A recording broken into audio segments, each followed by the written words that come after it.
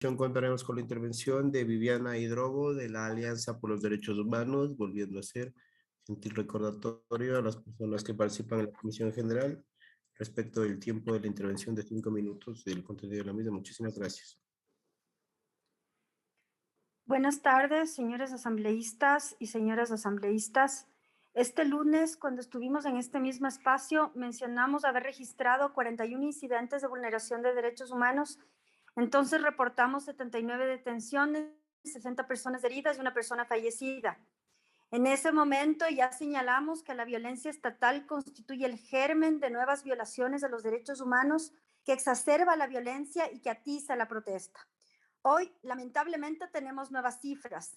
68 incidentes de violación de derechos humanos que han resultado en 123 detenciones, 166 personas heridas y 5 personas fallecidas en contexto de represión confirmadas por nosotros.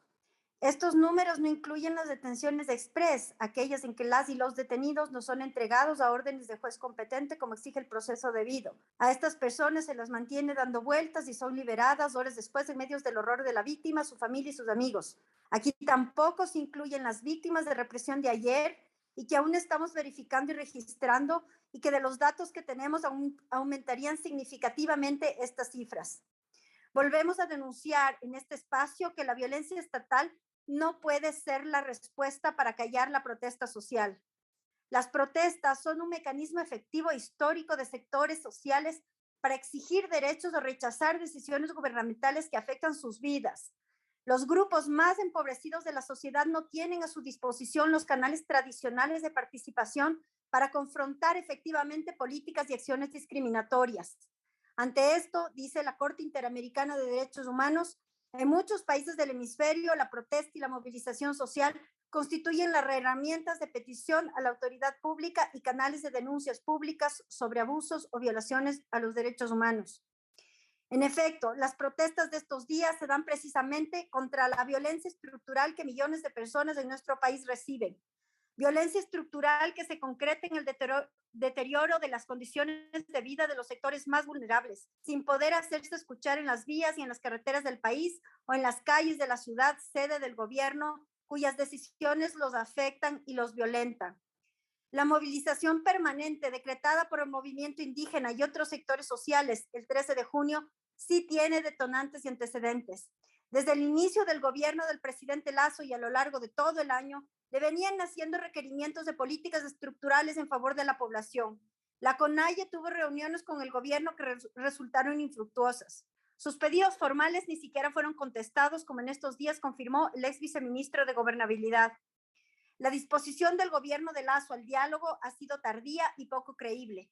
Tardía porque las movilizaciones de estos días son precisamente por falta de diálogo sobre problemas estructurales del Ecuador.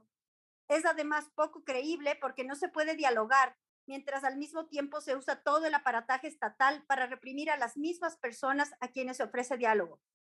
Por ello, como organizaciones de derechos humanos, demandamos el cese de violencia y represión estatal como condición sine qua non de todo proceso de diálogo. Desde la Alianza de Organizaciones de Derechos Humanos hemos estado documentando el recrudecimiento de la represión y de las violaciones de derechos humanos. La noche de ayer se registraron ataques a las zonas de paz, la Casa de la Cultura y la Universidad Central.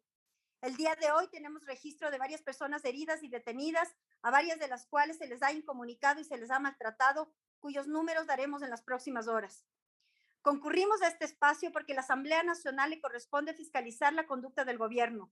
En el estado de excepción en el que hasta hace pocos minutos nos encontrábamos por decisión del gobierno, la Asamblea Nacional no puede pasar por alto las prácticas abusivas con que el gobierno ha desplegado la fuerza estatal contra las y los manifestantes. En esta función fiscalizadora, a la Asamblea Nacional, como máximo órgano de deliberación democrática en el país, debe hacer un llamado a los mecanismos internacionales de protección de derechos, como la Comisión Interamericana y la Oficina del Alto Comisionado de Derechos Humanos, para que visiten el Ecuador y reporten sobre la situación. Es fundamental, señores y señoras asambleístas, garantizar el derecho a la protesta y activar medidas de no repetición para casos de violaciones de derechos humanos. La violencia estatal hiere, mata y solo provoca escalamiento del conflicto. Así lo testigua lo ocurrido en El Puyo, en San Antonio de Pichincha, donde la muerte violenta de manifestantes generó una reacción que incrementó la violencia por parte de la población. De ahí que la respuesta policial y militar a las protestas sociales sea no solo inapropiada y desproporcionada, sino contraproducente. La Comisión Interamericana de Derechos Humanos ha hecho hincapié sobre lo peligroso que resulta decretar estados de excepción para hacer frente a situación de alta conflictividad social y las manifestaciones públicas. Ello por las numerosas vulneraciones de derechos humanos que de manera constante se registran como resultado, así también por no representar respuestas sostenibles y eficaces para enfrentar y resolver estos desafíos. Por eso, demandamos a la Asamblea Nacional realizar el control político del estado de excepción y fiscalizar todos aquellos actos que han sido denunciados como violatorios de derechos humanos en el contexto de estado de excepción que ha sido derogado hace pocos minutos. Como organizaciones de derechos humanos no tomamos partido en una u otra vía en la decisión que ustedes, señores asambleístas y señoras asambleístas, discuten esta noche.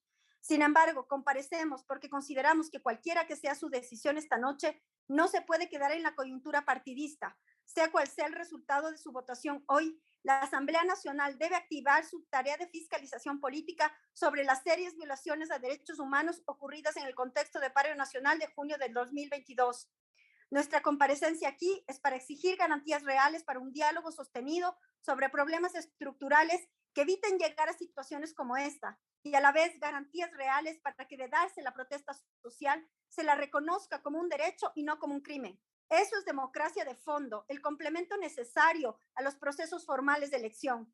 En ese sentido, la derogatoria del decreto de excepción es necesaria para quitar la legitimidad de la violencia que estos decretos pretendieron avalizar. Pero eso no borra las muertes, las heridas, la criminalización y demás abusos que se cometieron en la aplicación de estos decretos.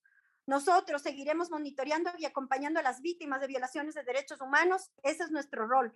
Seguiremos con ellas, seguiremos exigiendo verdad, justicia y reparación para ellas. Señores y señoras asambleístas, como sea que decidan esta noche, no se olviden de que los problemas evidenciados en este paro son estructurales, no coyunturales, contribuyan a parar la violencia. Muchas gracias.